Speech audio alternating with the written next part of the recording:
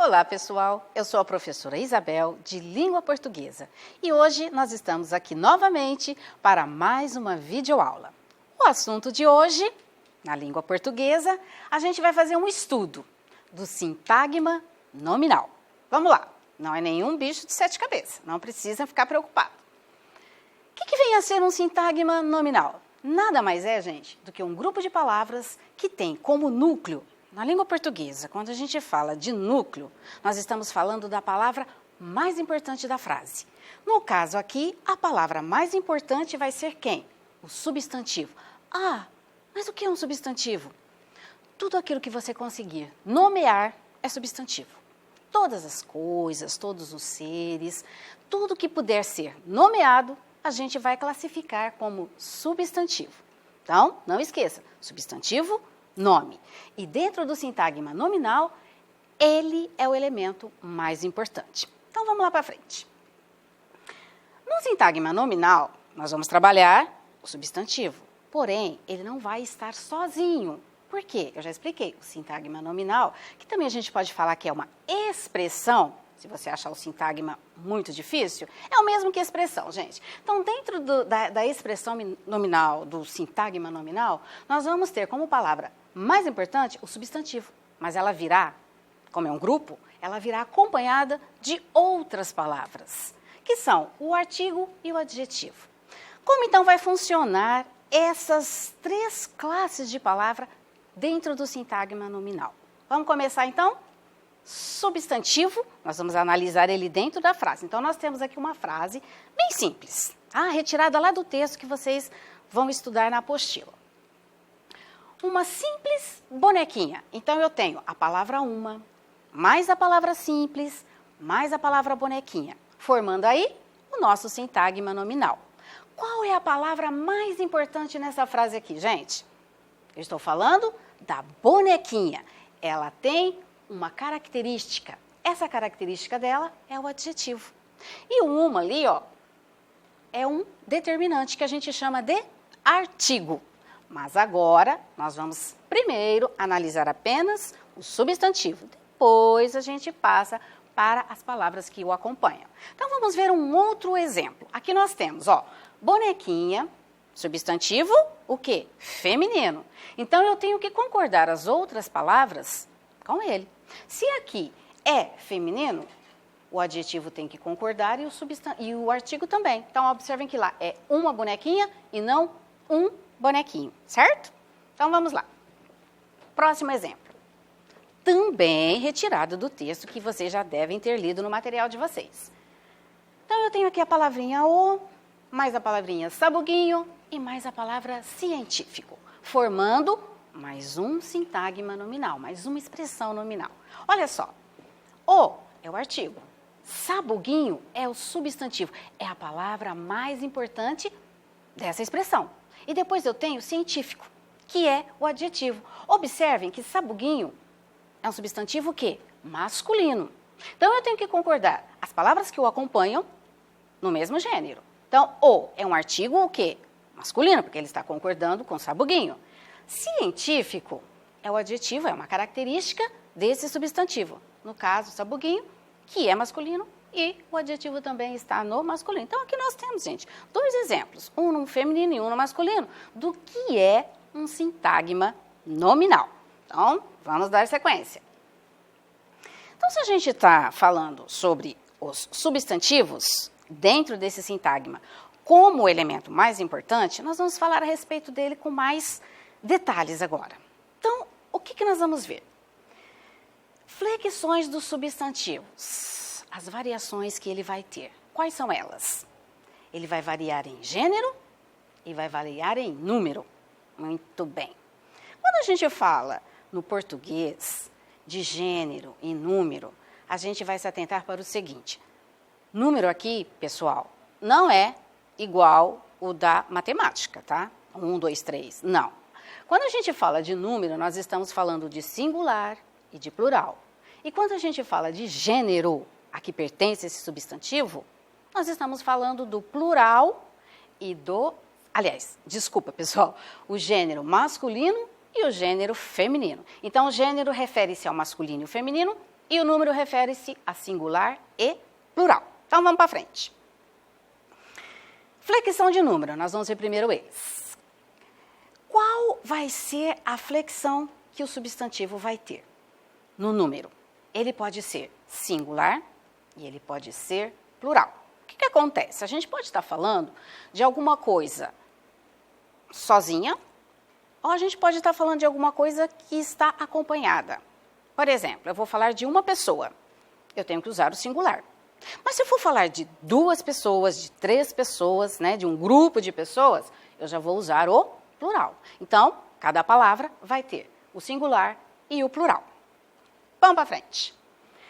No plural, geralmente, na maioria das vezes, nós apenas fazemos o acréscimo da desinência S, da palavrinha S lá no finalzinho da palavra, da letrinha S no final da palavra.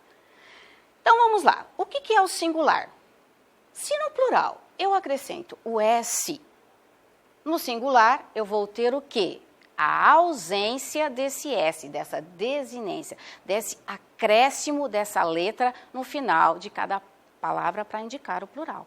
Então, no plural eu acrescento, na maioria das vezes, a letrinha S e no singular é a ausência dessa desinência.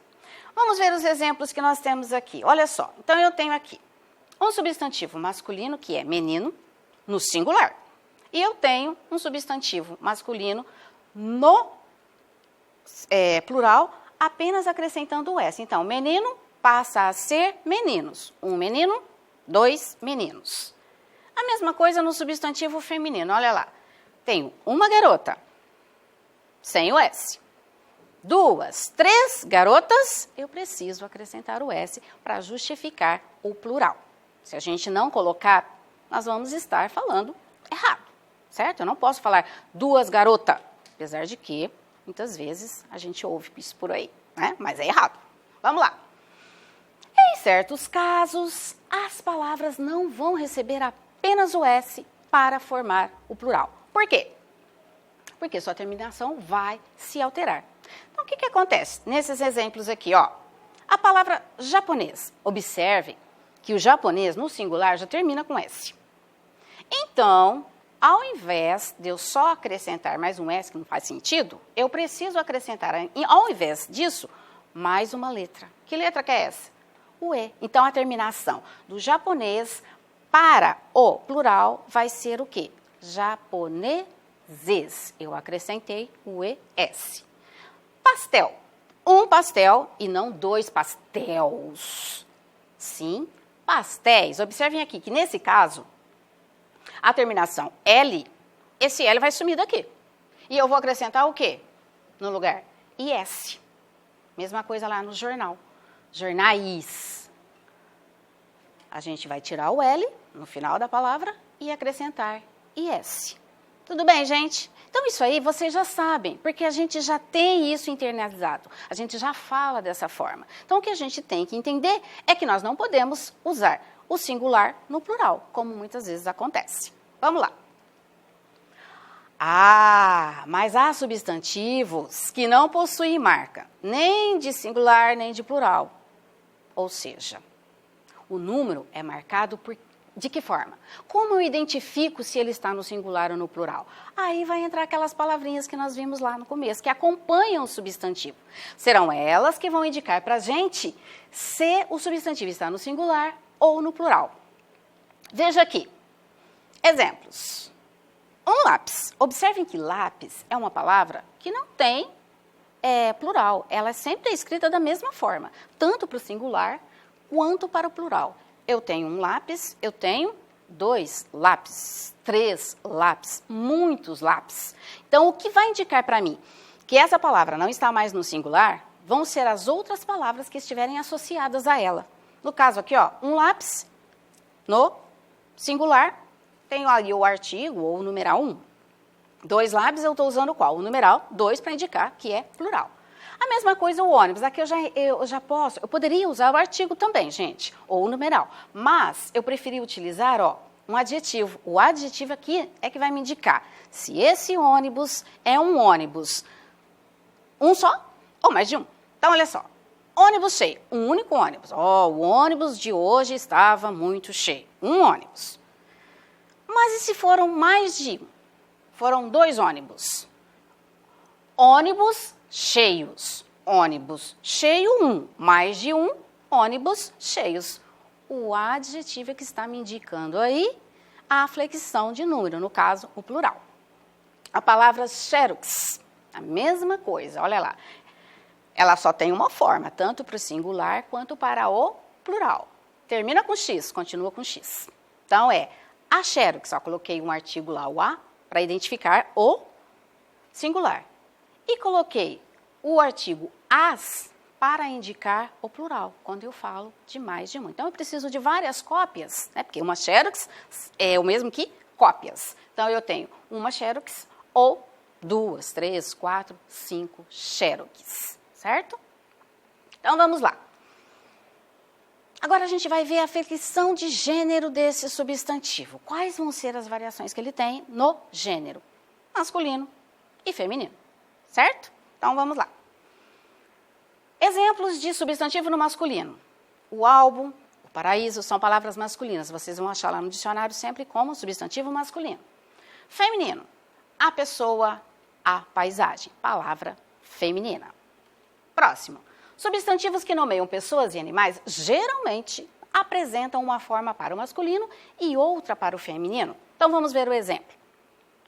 Masculino. Irmão, príncipe, cavalo, boi, bode. Quais outras palavras relacionadas a ela que pode formar o substantivo feminino?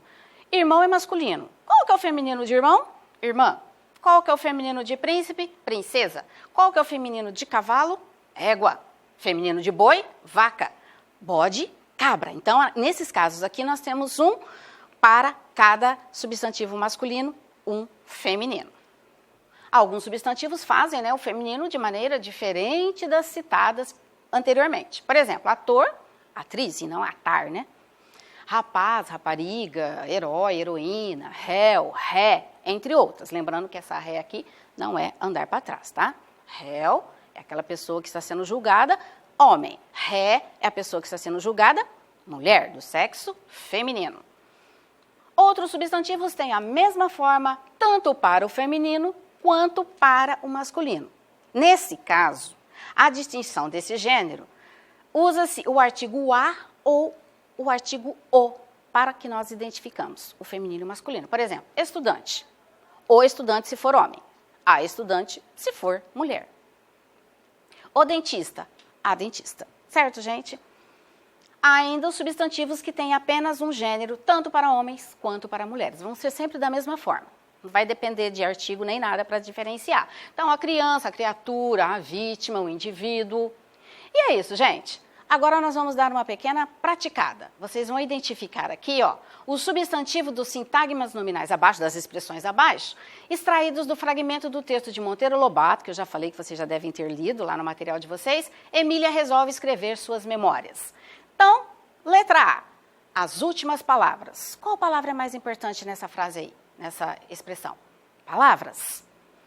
Na letra B, uma alta ideia. Qual palavra é a mais importante? Ideia. Na C, um homem igual. Qual que é a palavrinha mais importante, o substantivo? Homem. A verdade pura. Palavra mais importante? Núcleo aí do sintagma, verdade. Uma simples bonequinha, essa a gente já viu, então a gente já sabe que bonequinha é o substantivo e é a palavra mais importante. Gente velha. A mesma coisa de quem que eu estou falando? De gente. Então, ela é a palavra principal. Pena comum. Pena. Palavra mais importante é o núcleo. O último ponto. Estou falando de quem? Do ponto. Então, o ponto é a palavra mais importante. E os futuros historiadores, de quem que nós estamos falando? De historiadores.